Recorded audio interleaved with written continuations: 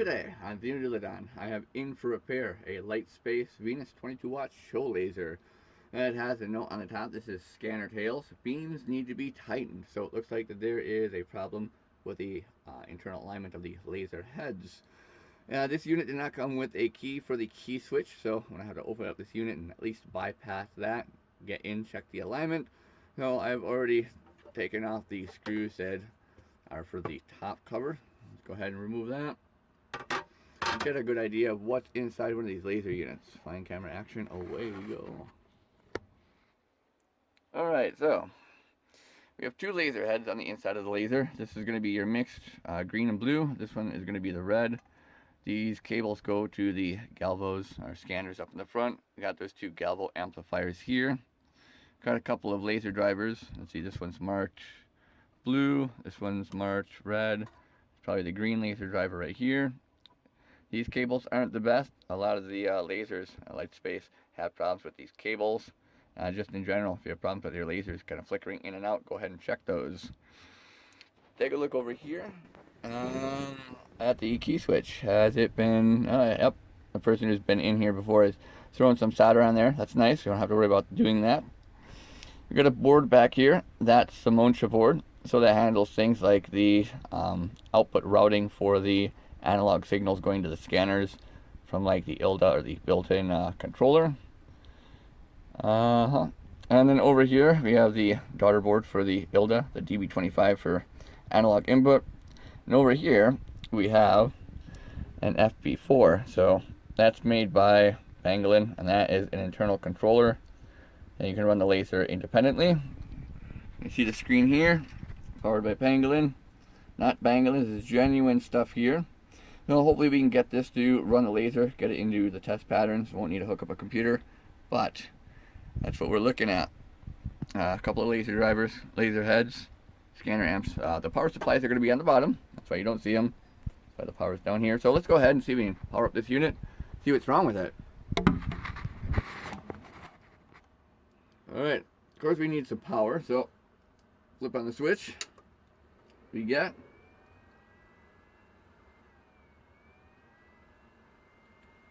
alright, so the status light blinked. FP4 is not coming on, and get some internal fan ramping noise. That's interesting. Let's go ahead and take a look at the unit, see if we can figure out what's going on.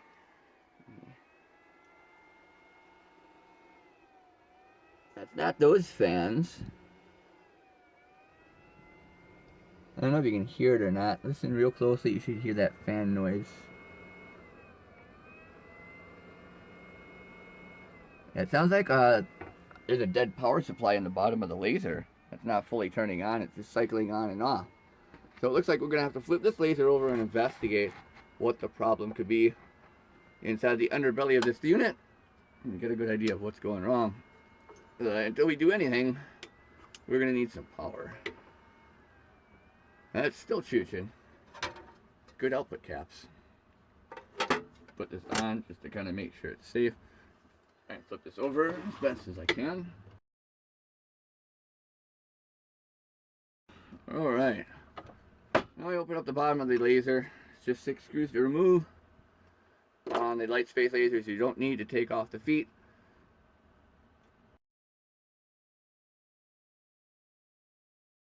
Let's see what the problem is.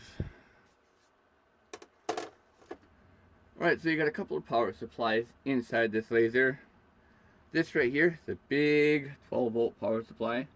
12 volts? 24 volts. This runs the lasers on the inside. So this will run the lasers, and it'll also run the FP4, the Moncha board, a couple of other things. And we got these two power supplies here. They're both 24 volts. And these are for the galvanometers. So one's going to provide the positive, one's going to provide the negative on that split rail, instead of using just one single split power supply. It offers both positive and negative in one unit. So basically these are in series and power the Galvos. Alright, let's go ahead and put power into this and figure out where the problem might lie. Laser.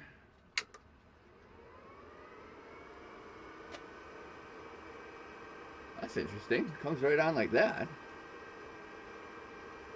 It's got to be a pressure related issue or something like that. Let's see if we can turn on the unit. Get anything out. Upper window open. Nope.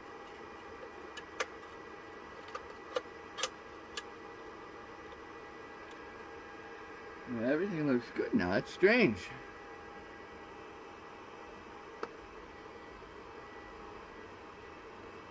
Well, there's a little bit of a dent here. Oh, that's the fan. I wonder if the power supply doesn't boot up properly, if the fan doesn't spin right away. I bet you that's what's wrong. I bet you it's not passing its power on checks because the fan isn't moving and sending like a PWM signal to the board.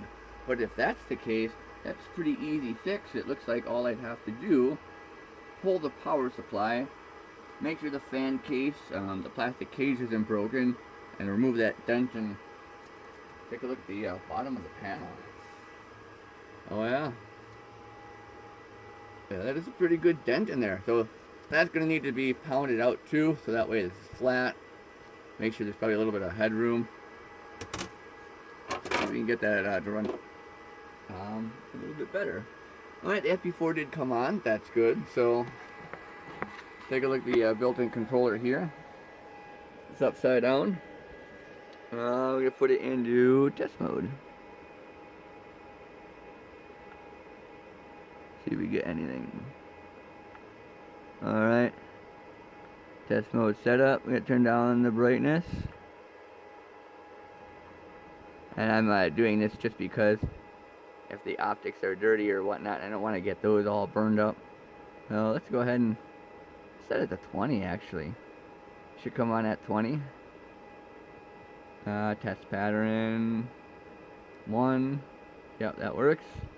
Enable laser.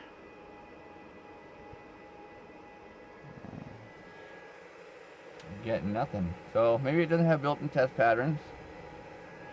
I'm going to turn up the brightness real quick.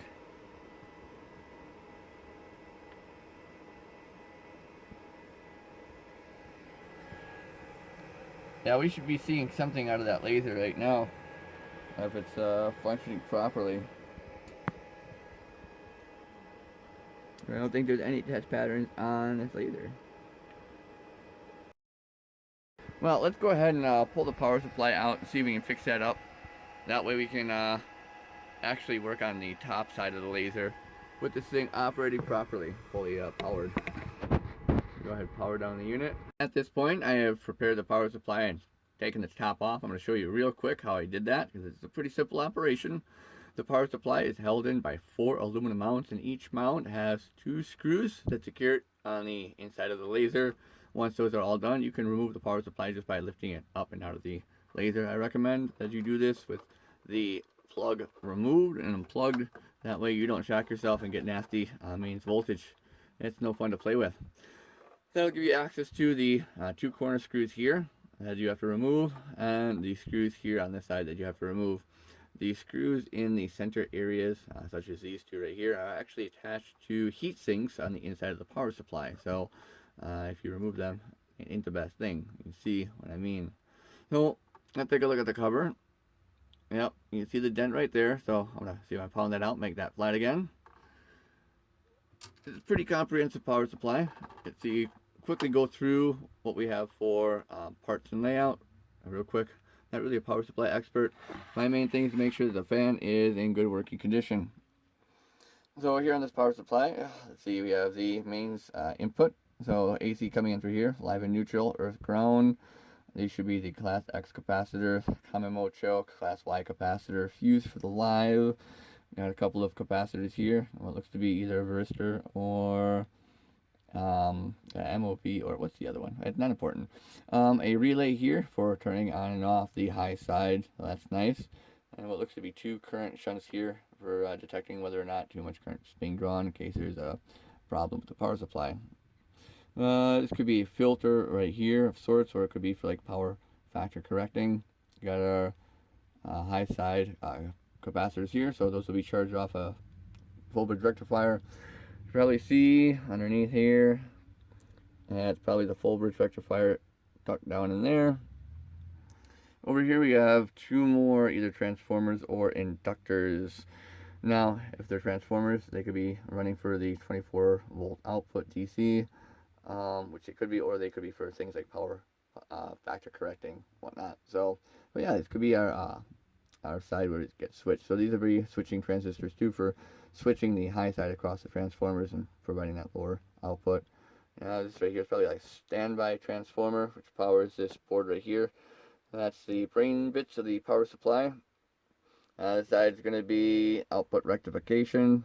And this could also be the transformer too that steps down the high voltage to 24 volts, although that's an awfully small transformer.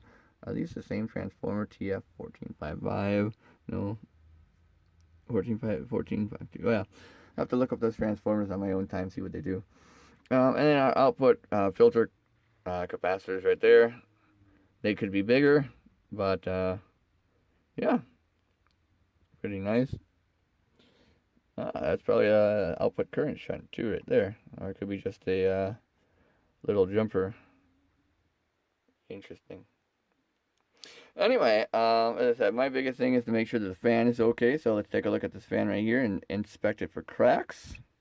Doesn't look like there's any cracking in the plastic cage, so that should be good. As soon as we remove the pressure from the dented case, it should work just fine. So my next mission, if I'm going to give myself one, is to take the dent out of there and then take a look at the bottom of the case, because that is quite dented. So I'm going to go ahead and pound that out smooth. Probably do that for all the corners, just to make sure that there's no more pressure from there. Got thermal paste on my hand. Never ceases to amaze me how it gets there. Anyway, once I have done that, we'll go ahead, put the power supply all back together, flip over the case, and address the problem of the optical alignment, see if we can get any output. Alright, now that the dents are removed from the bottom and everything's all put back together in that regard, let's turn on the laser and see if we can get some photons produced. Oh, hey, status light blinks, so it looks like it's all good. Alright, the network adapter on my laptop is a little AWOL. Two of the pins are a little goofed up. So I'm going to go ahead and I'm going to use the analog LDA input instead of the FB4 network adapter. See if that runs properly. It should. Alright, let's see, what would be a good test pattern? Let's head over to atmospherics on here and pick a box. Yeah, that's boxy. Let's see what the brightness is. Yeah, brightness is low. Good. Good. Status light is on. Alright. We get laser.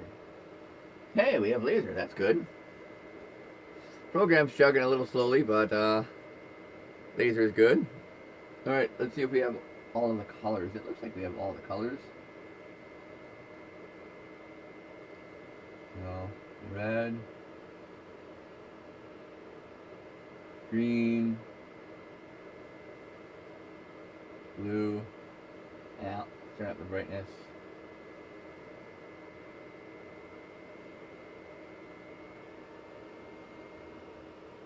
God, how are you running this bad? A Vectrix could do better than this right now. Poor little lazies. Alright, well, we have all of our colors. Looks like we have a decent brightness out. That's good. And everything looks relatively balanced. Let's go ahead and change the size down from 70 and set that to 20 and look at some test patterns real quick. Alright, I'm going to turn down the brightness on the test patterns too. I don't think that the FB4 has master brightness control over LDA input. So let's set it down to its lowest point it'll go. Looks like that's 10%. Run the orientation test, see what we can see.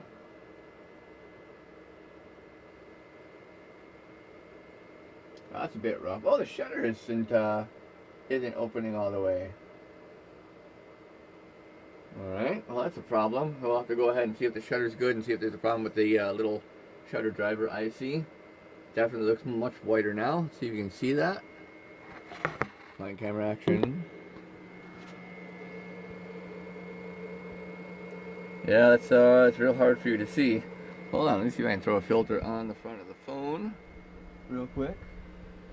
Filter, filter, filter. Yeah, that should work. Alright. Well, let's take a good look at those test patterns to see what we're getting. Alright, so right away, we can see that the grouping on the red laser head is pretty rubbish, so that's going to need to be realigned. The green could definitely be aligned better. We got a significant distance between the two blue laser diodes in there, so the red and the blue definitely need some alignment. We got some other issues that I can see right away. So on the output image, say on the lower corner here on the left and on the right here, on the upper left here, we have some image distortion, and that means that there's a problem with the galvos. So there's an X and Y galvo. It looks like the distortions are on the X, and that's usually the case. The reason is that when most people are running a show laser, they want the really wide beams that go over the crowd, but they don't want it to beam into the crowd. So the X is often set wider than the Y is, and so the X galvos often fail sooner than the X. The X fails sooner than the Y. Let's go over to the ILDA 12K test. See how that looks. Probably too small to even really investigate. Yeah, we have some pulling, major pulling here on these corners on the X galvo. The Y looks good. It looks like it's just an X problem. Let's do the laser media test pattern. Alright, we got some problems too. So these two bands right here, those are pretty far apart. We got a major issue here. You can see it's goes up, comes over to the left, and goes up again. It's supposed to be a straight line. These right here also supposed to be straight lines too. So we have a couple of things that could be going on. Let's go take a look at the last test I want to point out, which is a grid test. And all these tests should be performed at 20%, especially the grid test, because they're pretty hard on the galvos when you're using these test patterns at 100%. So keep these at 20%. You'll notice here in this test pattern that it's overscanning on the outside of this line right here. That's usually indicative of gain being turned up too high on the galvanometer amp. So hopefully that's something that I can tune out. That gives me hope that it's something like poor tuning on the galvo, or like a failed potentiometer that I can fix. It could be a simple case of, the X galvo had failed before. Somebody threw in a new galvo and just didn't tune the amp. I do like the fact that it's holding consistency, so we don't see any shaking, no jittering, nothing like that. It's holding the image that it's at least making, so that's comfortable. Go ahead and turn that off. Let's go ahead and take a look at the galvo amps.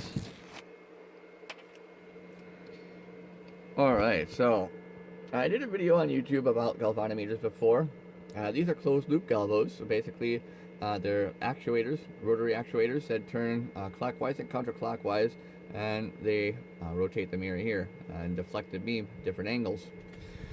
You have the input cable here, and those cables go over to these two boards right here. Those are galvanometer amplifiers, or scanner amps. These are a lot like speaker amps. Much like how a speaker would move in and out, the way that these work to move the mirrors is they will put voltage or current in going in one direction, which will move the galvo mirror one way, clockwise, and if they reverse the polarity, it'll go counterclockwise.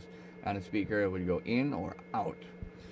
The difference between these and, say, a normal speaker amplifier you would find in a speaker system or speaker amplifier is that these are closed loop. So not only do they drive the galvanometers, but they also keep track of the position, the absolute position of the galvo, and it compensates for its position as it's rotating back and forth. Now, why do we need all this tuning here? Why can't we just make one board and just have it run? Well, that's because anything that is a mechanical system that can have different weights, can have different oscillations, different points of inertia, and so on and so forth. So the tuning needs to fit those properties of the actual mechanical device. For example, like a tuning fork. If you were trying to compensate for a tuning fork being placed on a speaker and you want the speaker to hold still, you'd have to match the tuning fork frequency and so on. It's kind of like the same thing. Except the tuning fork that we're calibrating against is things like the weight of the magnetic rotor and the weight and geometry of the mirrors. So on an amplifier, there's things like gain. So for example, gain controls the input signal and how that's processed by the components inside of an amplifier. This works the same for an audio amplifier. We have offset, which is where, in reference to the 0 voltage position, home would be. And then we have things like high frequency and low frequency dampening, which kills the harmonics in the mirror and the rotor that arises from their natural mechanical properties.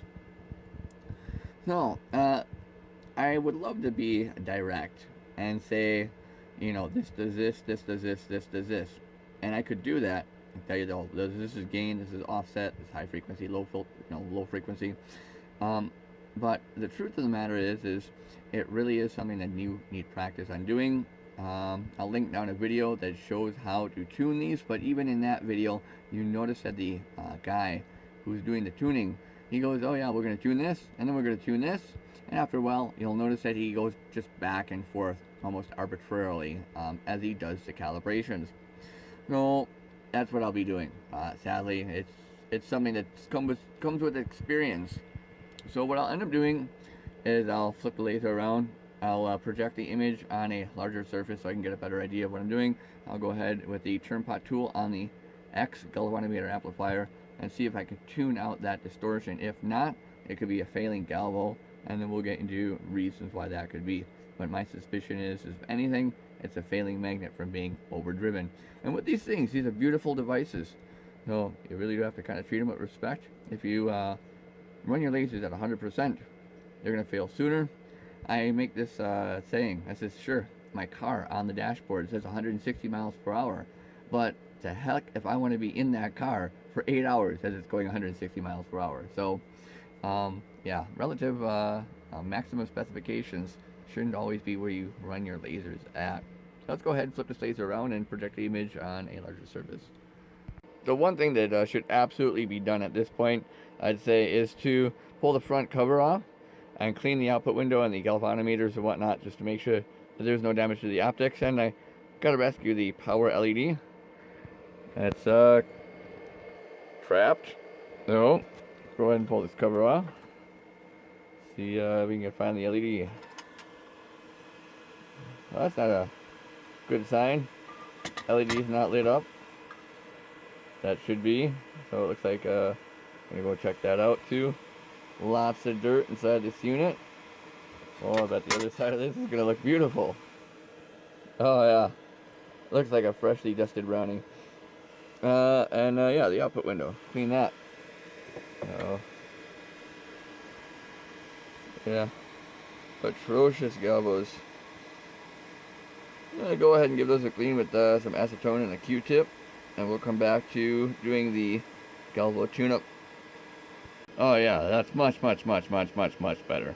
Let's get to tuning. Alright, at this point, I'm going to see if I can try to tune out the problems with this galvanometer real quick. Once again, it's just making adjustments to those potentiometers on the Galvo amplifier with some prior experience at my discretion.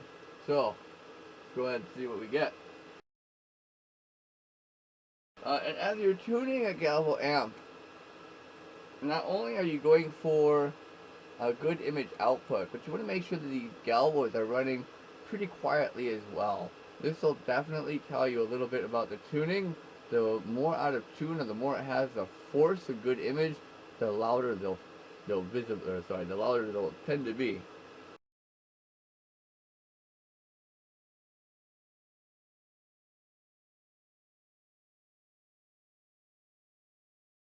That blue loop in the center right here, it should be a circle, and I just can't seem to tune that out.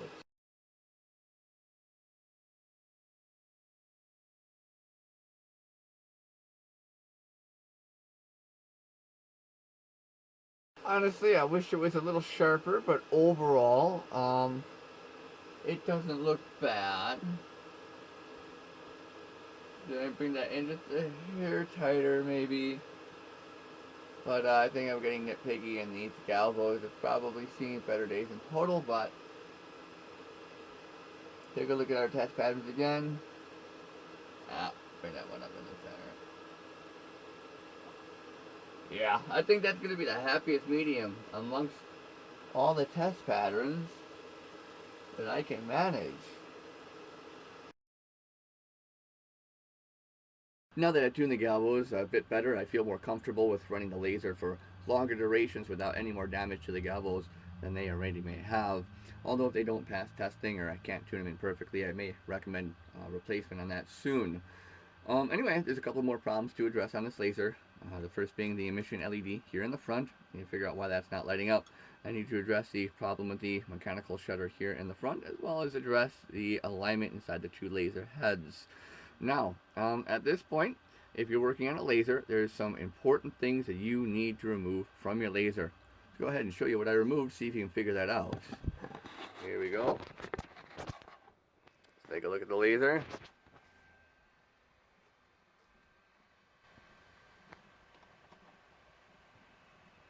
Well, what did I remove? And what should you be removing before working on your laser? Figure it out yet? It's the dust. Dust is a killer to optical components. If the dust gets on the optics, it can burn the coating on the laser optics. And you got definitely enough power to do that. But before you get inside of the laser, especially in the laser heads, go around your laser. Make sure you get rid of as much dust as you can from the inside and outside of the laser unit, so that way you don't have all these dust bunnies flying out of the laser and contaminating your optics. Go ahead and get the laser running.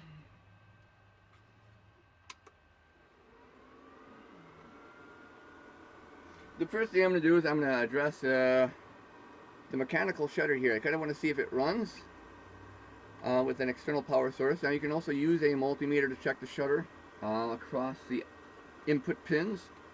They're just a coil in there, so basically a rotary actuator. You see something between, say, what, 5 ohms and 100 ohms. So we'll go ahead and check that out across the two coil pins. 10 ohms, so it looks good. You can also use a battery or other kind of little power source. So for example, I got a little lithium ion cell here. I'm going to plug it directly into the shutter, see if it works. Go and do this both ways. That'll mimic open and close.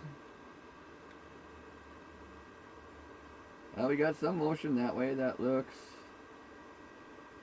not right. If we go it that way, see if we can close it. Oh yeah, it opened. So this should close it. Okay, yeah. So mechanically, the shutter looks like that's not the problem. See if we get any voltage across the pins going to the shutter.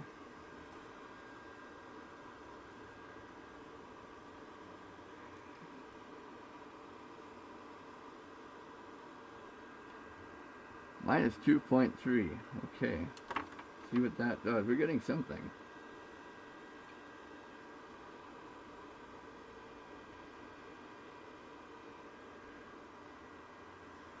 Well, it looks like the shutter might be working now. See if it opens when I go and turn on the laser. Probably have a bad signal with that cable. Go ahead and turn on the brightness so I don't burn holes in my shirt.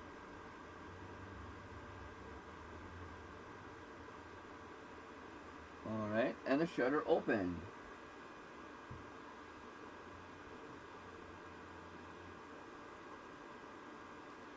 Alright, well I'm gonna look over the cable just to make sure that that's not a problem. Oh, I saw it kind of flicker there. Yeah.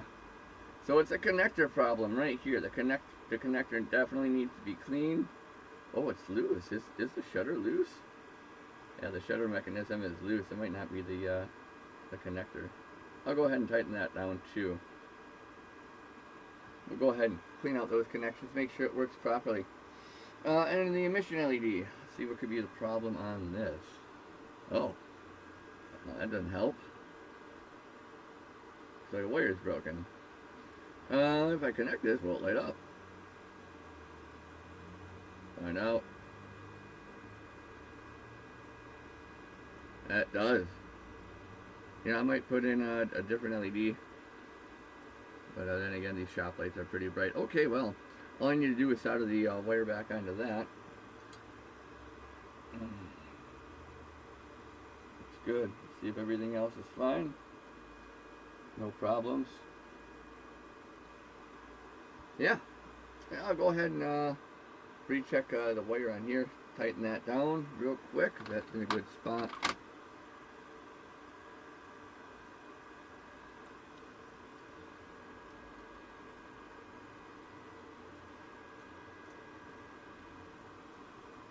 Over here, make sure the galvos are tight too.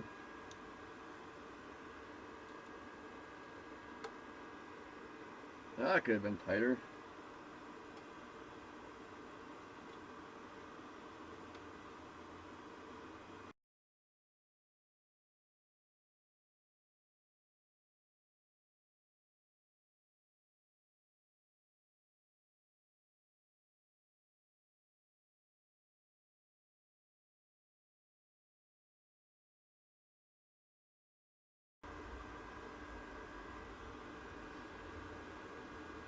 Yeah, let's quick this. Let's quick fix this LED here.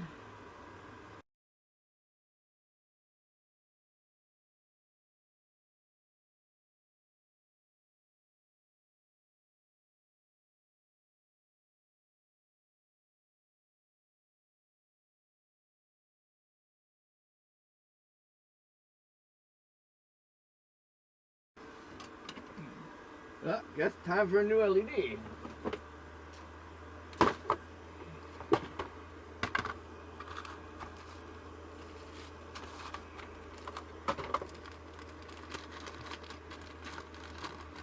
We're prepared for such an occasion.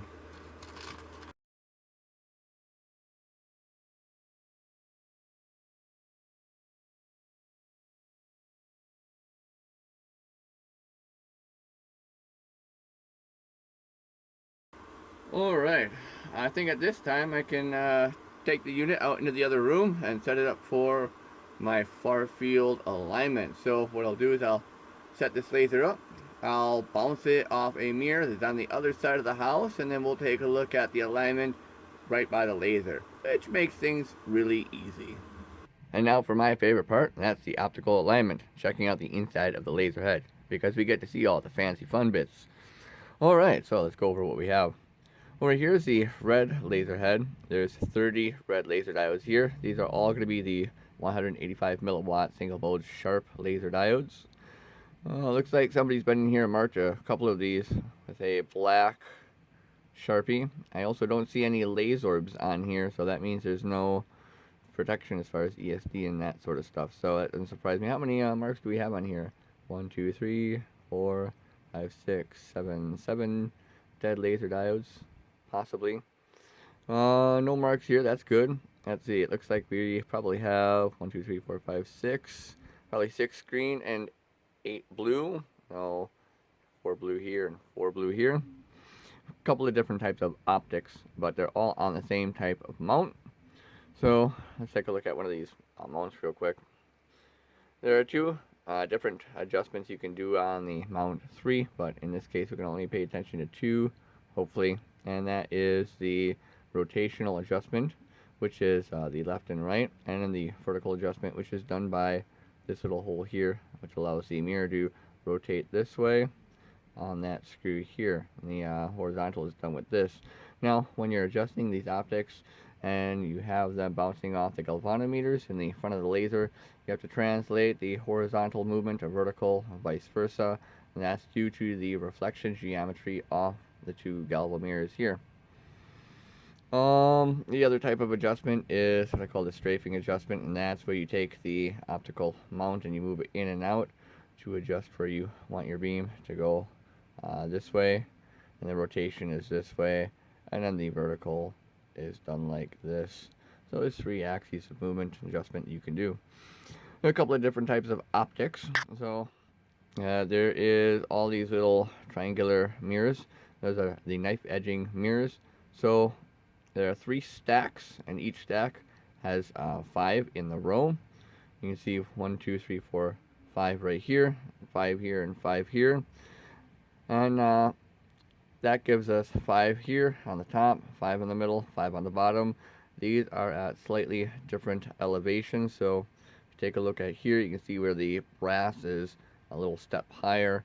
Once again, a little step higher here, and this is your lowest row here. So top row, middle row, bottom row.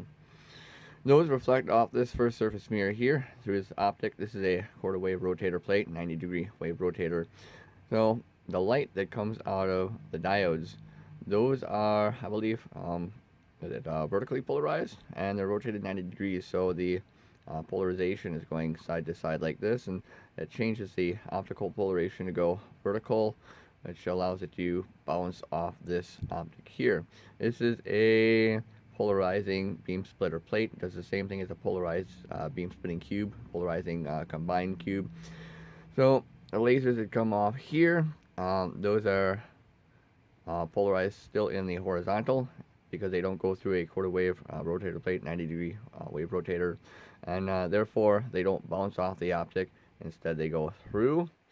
So that means that you can use polarization to combine the 2 groups of the stacks of 5. So your output here will have basically 2 layers of those groups of 5 or 15 total, giving you the 30.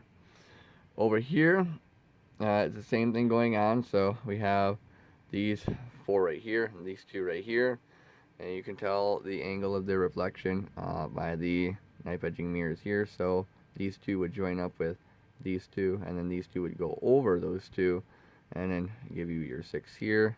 Same thing for the 4 here. So those 4 would overlap with these 4 as stacks.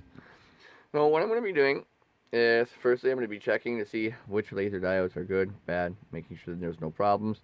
Second thing is I'm going to be doing the alignment on the ones that don't have problems. Hopefully these are good. Hopefully, maybe I've been here before. Who knows? But yeah, so that's what I'm going to be doing. I have a mirror on the other side of the house, about 45 foot away, and that's going to allow me to see what I'm doing. So that mirror is going to bounce the output of the laser here off this way, reflect, and then hit on that white piece of material here. So I'll have a nice, good close-up view. I'm using a first surface mirror, so that way there's no distortion because of the front pane of glass. I'll get a nice clean reflection, and I'll be able to compare what is aligned properly without a problem at all. So that's what I'm going to do. Set that all up and get to it. I tell you, it never ceases to amaze me just how beautiful these lasers are when you have them open and running. Beautiful and dangerous. Well, let's take a look and see how healthy this laser is. See if there's any bad laser diodes. Oh yeah, I'm betting I have been in this unit before. It looks like we have 1 bad laser diode right here. The rest look okay over there. Let's take a look at the other side of the laser head.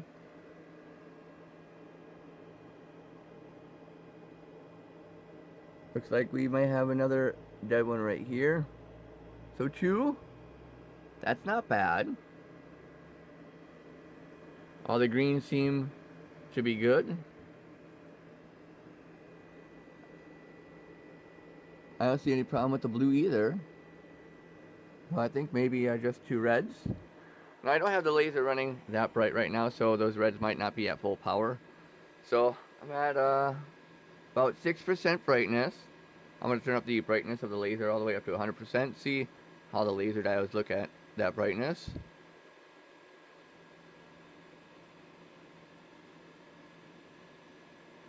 Yeah, that's insanely bright. 22 watts. Alright, let's take a look. Yep, that laser right here, still not putting out anything. Let's go over here. Yep, two dead laser diodes. That's not that bad. Not that bad at all. Only losing about 300 milliwatts out of 22 watts. A 21 watt laser, nobody's going to notice 300 milliwatts missing. Alright, other than that, looks real good. I'm going to turn down the brightness and we'll get to aligning the optics. Now that I discussed a little bit of how the optical mounts work and how those adjustments are made, I want to go over my setup real quick. So I'm using Pangolin Quick Show right here, and I'm using a single target beam output, which gives me a single nice steady beam to work on. I can also change the color using the master color slider here underneath the main output preview window located here. And that allows me to change the color based on what laser head I'm working on. Now I know I'm not going to be really in depth with what I'm doing inside of here all too much. I might when I'm working on the green and the blue, but for the most part it's not really exciting to watch. There's a lot of videos that I've done that go over the optical adjustments in great detail, such as when I'm working on the blue or red knife edge arrangements. I discuss all of the different optical adjustments you can make per mount, a little bit more of what those optics do. But in this case, I just want to go over how I arrange my setup.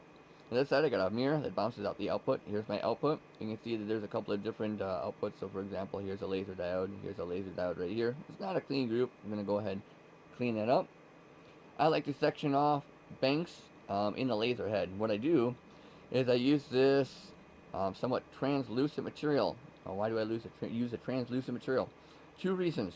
I don't want to use anything reflective in the beam path, because if there's something reflective, it can reflect that energy back into the laser diodes and cook them. Secondly, I don't want to use anything that is dark or that can burn, because I don't want any of the surface of the material getting hot, smoking, or blading and getting on the optics. And this is a nice healthy medium. It diffuses the beam, so that way it doesn't interfere with what you're doing over here. But you run absolutely no risk, as long as this is clean, of contaminating your optics or burning something inside the laser head. So just a little bit of tip. I'm going to go ahead and section off one side of this red laser head. That'll be this side, and I'm going to be doing the adjustments on this side of that laser array. So you'll see roughly half the output here drop when I interrupt these beams on that side. Go ahead right before the PBS cube, so see there's quite a difference in there.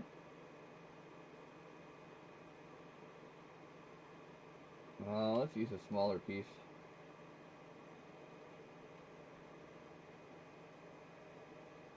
Yeah, that's perfect. Alright, let's see if you can see that okay.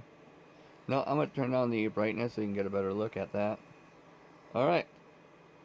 And then I'm going to start partitioning off laser banks in these three here. So I'm going to grab another piece of that material, block off these right here. And then we can see the three laser diodes, the output here. So I'm going to use that as a reference point or whatnot. Hopefully those are in a good alignment. Let's see how those line up with the other ones. Yeah, we'll say those are. What's the best reference?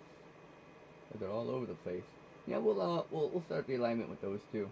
I just like to run down the entire bank, kind of line them up with the first one. So go ahead and do that. See how tight we can get it. Remember, this is what we have to beat. Hopefully we can get it down to about 1/6 that size.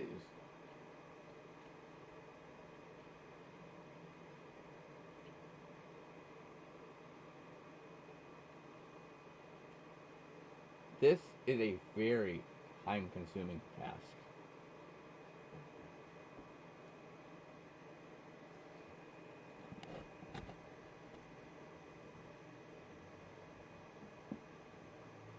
Once again, remember that you have to translate 90 degrees your movement, so any adjustment that you need to make vertically, you need to adjust the optical mount rotationally on the horizontal, just because of the reflection off the Galvo meters. So because I want to do an alignment on the vertical and I'm bouncing it off the Galvos, I'm going to have to rotate those mounts this way. So that's what I'll be doing. Start with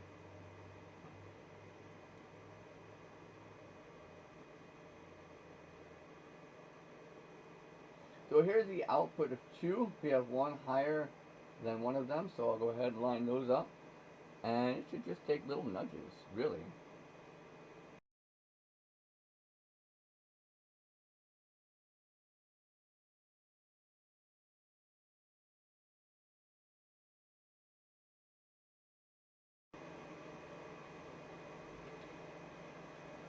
Alright, those look pretty well overlapping. We have two different beam sizes. The collimation isn't perfect. So our final output, once those are all aligned, might be about 1.5 times the size of this output. If we're lucky, that's what I'm going to aim for. So I'm going to go ahead and just go one by one and keep stacking those beams so they overlap.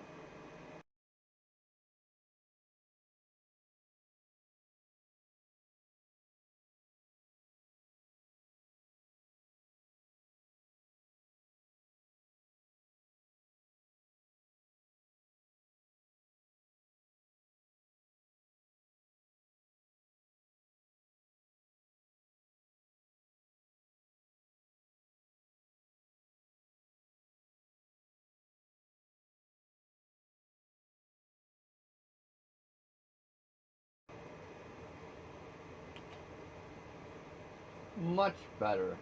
So that's going to be my new hot spot. I'm going to slowly walk all of these beams over to the same area, get them to overlap nicely.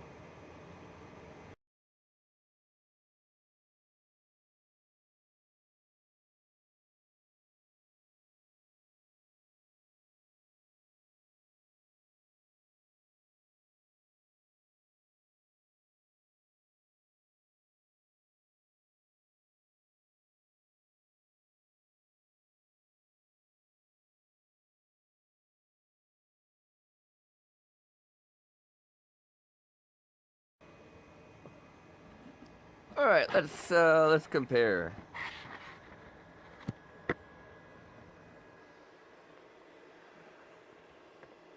So that's one side of the laser. Sorry about the flashing. And I'll switch over to the other side that I have not aligned yet. We'll see the difference between aligned and unaligned.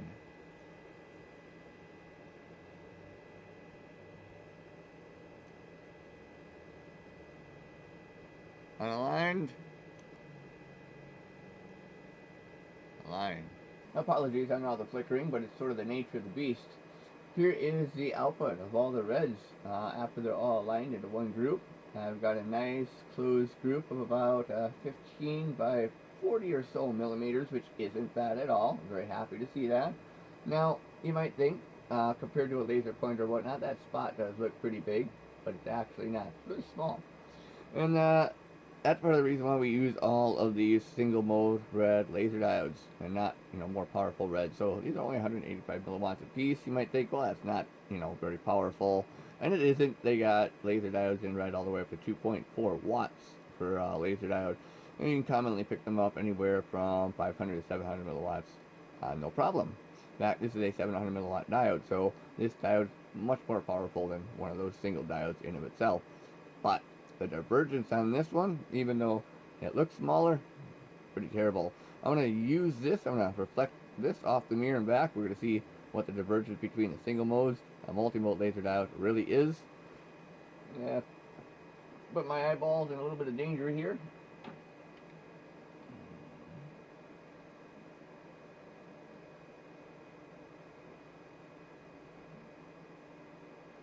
So you can see there's quite a huge difference in divergence between the multi-mode and the single mode laser diodes.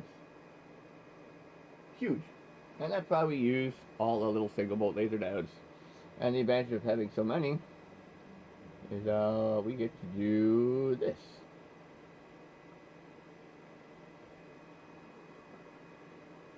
Yeah. That's a lot of red. Time to move on and do the alignment of the green and blue laser head. I'm going to start with the green lasers first. One thing to note, when you're working on a laser head that has a temperature controlled optical deck like this, you want to let the laser run for a little while, make sure it warms up and reaches its set point temperature.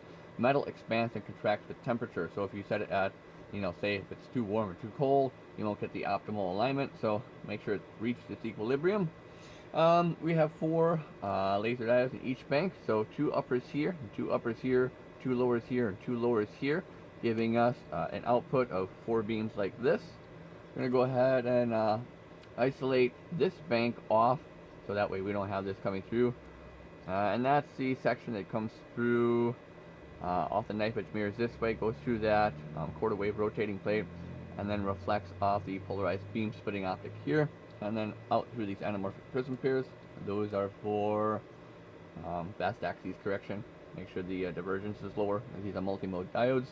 And now, what I want to do is I want to isolate the two beams here, work with just those. So I'm going to go ahead and block those beams off, and then do my adjustments as I need to.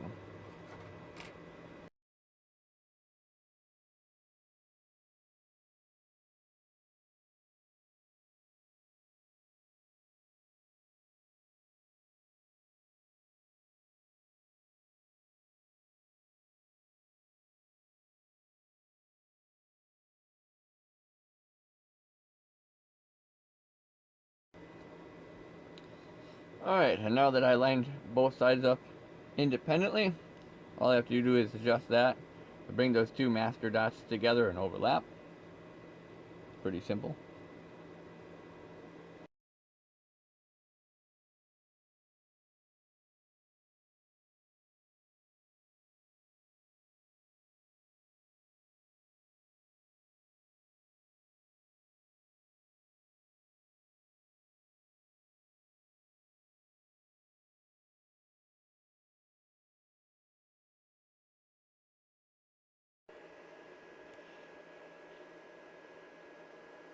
And now on to the blues.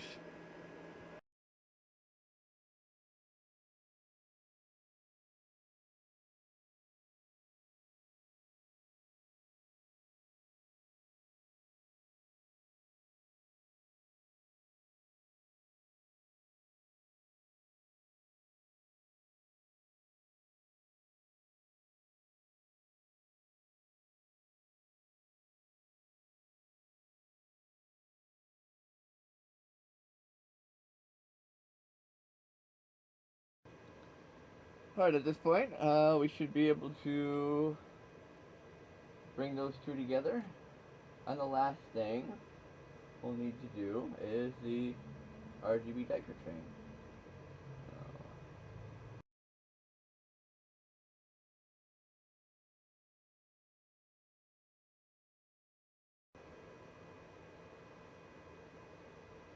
Very nice.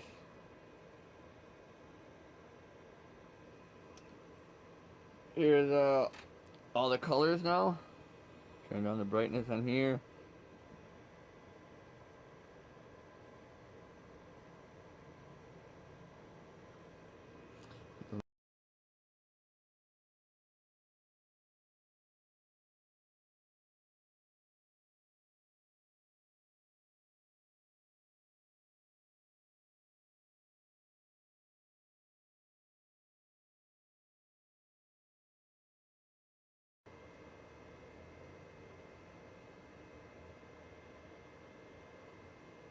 Yeah, it looks good.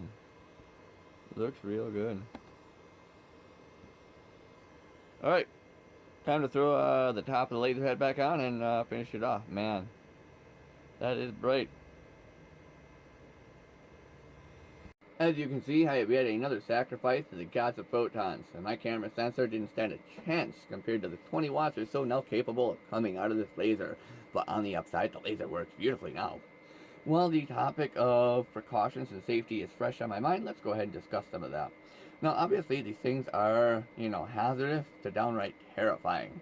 How terrifying? Well, the solar radiation per square centimeter that you get on Earth is 1.2 milliwatts about. This is 20 watts, or 20,000 milliwatts, for a quarter of that surface area, or 5 square millimeters. That's a terrifying amount of power. That's upwards into, we're going to engrave metal type of power. Laser, look at source, erase retina. And now the upside to an analog laser is, yes, you can turn down the brightness, but multi-mode laser diodes often have a higher threshold that exceeds the safety limit. And there is no safe laser. Let's take a look at some reading material.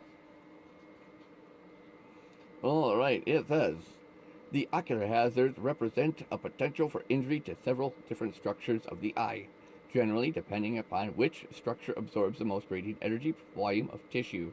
Retinal effects are possible when the laser emission wavelengths occurs in the visible and near-infrared spectral regions. Now, 0.4 to 1.4 micrometers.